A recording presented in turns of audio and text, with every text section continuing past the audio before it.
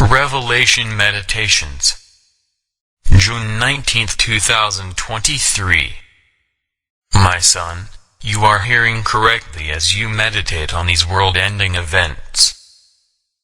Every time a few more begin to accept the reality of another aspect of the plan of wickedness unleashed on all mankind, there are darker things revealed that are even more difficult to accept.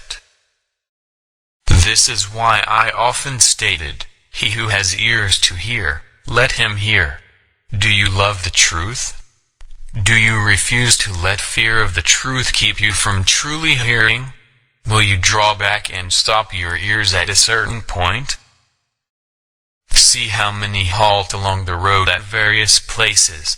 Some are willing to go 1 mile, some 2, some even hundreds of miles, but very few will be willing to hear, embrace, and endure unto the very end. This is why revelation is progressive. No one could endure the revelation of the entire end-time picture all at once. Hearts would stop, minds would collapse, fear would overwhelm. Yet those who apply themselves line by line, precept by precept, truth by truth, will be able to accept all that I have for them.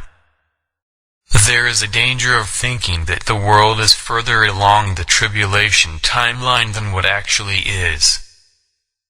You judge based on what you have experienced in the past, and your world has altered in many profound ways. In comparison with your past life of ease and comfort, full-blown tribulation appears to be upon you. Yet here is wisdom. Strive not to judge according to personal experience, but according to what my word precisely reveals. Too many of my servants see something in my word that appears to have manifested in an exact manner, then skip over other verses that have not yet come to pass, or do not fit their narrative. For example, when I say that there shall be great tribulation, and tribulation of such manner that never was, and never shall be again, then this is exactly what I mean. Your current trials may be unprecedented in your nation's history, but worse is yet to come. So-called transhumanism will play a central role. Remember how in my word I warned against a particular kind of sin illicit mixture. I even prohibited my people from engaging in it in a symbolic fashion, by mixing 2 types of material in the making of their garments. I created all things, and all things have their place. Have you ever wondered why I destroyed the world over the illicit mixing of angels and humanity, yet the incarnation was my perfect will in the eternal plan of salvation? How hybridization and the creation of the Nephilim was one of the greatest abominations to ever occur, yet the appearing of the God-man resulted in salvation for all mankind. You know from my word that everything reproduces after their own kind, and that there are boundaries that are forbidden to be crossed. Yet why was it okay for my son to be clothed in human flesh? Perhaps now you can begin to grasp the deeper meaning of the passage where I stated that I created man in the image and likeness of God. Perhaps our kinds are much closer related than you may imagine. Perhaps now you may begin to understand what drove the adversary to such envy and rage. He looked upon the creation of man, and in his pride he coveted the gift that man was given.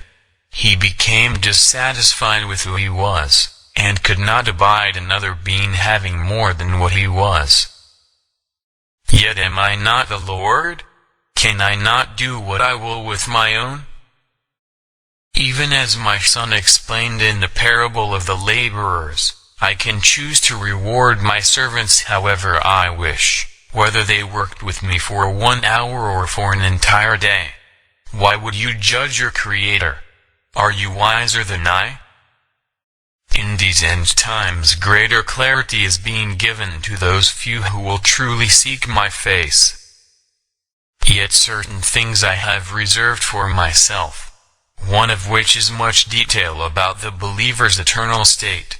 Some things I choose to leave as a surprise, even as a father surprises their little children with a special gift on their birthday. Wherever you think you are on the end times calendar, continue to focus on making yourself ready. In that way, no matter what is in store, you will always be prepared. Although it seems that I have abandoned your nation, remember that I never abandon my true servants. Secrets are revealed in the secret place. It is time for the true sons of God to rise up and mature, learning to receive their daily bread straight from the source, and not having to depend on others. Some of you will be called to a lonely path. If relatively few truly followed me in the days of comfort and ease, how many will continue in the awful days to come? Do not worry about what others are choosing to do. Those who can truly hear my voice aright will know what to do. Flee Babylon. What I say to you I say to all, flee Babylon. Solitary man.